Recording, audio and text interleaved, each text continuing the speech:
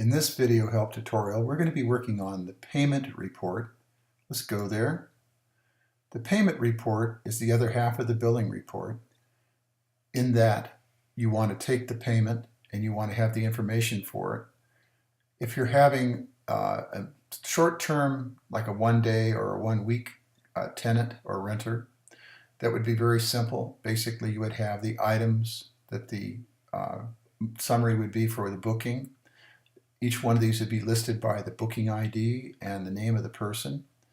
And you can see those as far as what was billed. Now you obviously, if you're going to look at this report, you want to have different approaches to it.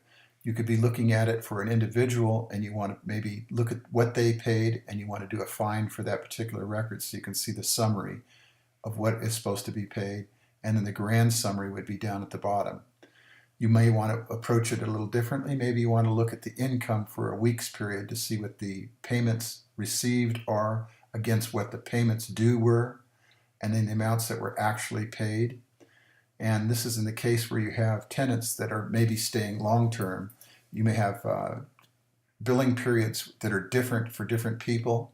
For example, you may have certain booking IDs that are for a property or a room or whatever it is that is related to that particular ID for that person for that particular dwelling. And they may be there for 1 to the number of days or months even. So you want to take and look at that particular report and see what they have paid or not paid. And you can see in this particular one here, there's a balance due. And as I stated before in these reports, these are conditional formatting fields where if there's a balance due, it's going to highlight the balance, and then it's going to show the balance as highlighted also in the balance summary. And that's for the individual records. And of course, you're going to see a balance due down at the bottom of it that is the grand total as far as how much is owed still to you. And you can obviously have things that are being due and or due for payments, and you may want to look at a range by the billing IDs, like we had to do the searches prior where you're taking maybe you're looking at several billing IDs within a certain period, or you can look at a date period or a date itself, and that depends on how you actually set up your billing dates. The date paid is one, and the date billing could be done by looking at things for that period of time. You can go to another reporter screen and take the date due and the date paid and do the search based on the date paid as the second one and the date due as the first one, and that should give you a range of anything that's over the date of when it's supposed to be paid. I don't want to make that too difficult to understand, but it's pretty obvious that you can find those date ranges in another report or on a list view or something like that where they have both dates present.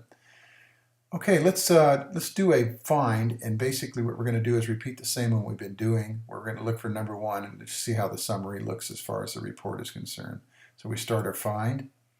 We go in and we go to the ID and put in the ID number. Now remember, if you're doing a range of IDs, you can do greater than or equal to the first one and the less than or equal to and the second ID that you're looking for.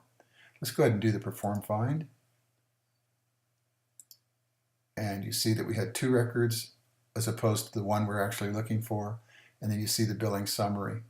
Now this can also be used for a past due report, where if you have a long-term resident and the resident is in there for a period of, who knows, months, you can show this to them and show them all the balance dues for all the different reports. Now this, of course, for the booking ID, if it's a long term, you're going to have all the different months that they're supposed to be paying in here.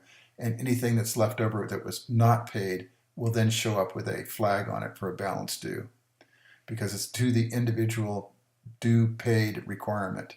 Okay, and if it was not paid or it was short paid, then you would see that difference. Or if it was paid at all, you wouldn't see anything over here, and it would be nothing in the amount paid and just a balance due. Pretty straightforward stuff, right? Then you would get a summary for all the records that are in selection at the time for that booking ID for that person. And it would show you the total amount due, the amount paid, and the balance due. And that would be the statement that you would send it. You would go ahead and print this and send it to them saying, this is what you still owe if it's past due. Okay, if you have any questions about the billing payment report, this is the payment portion of that billing environment. So here we you would go ahead and do it by ID and name just like you did in the billing report. Thank you.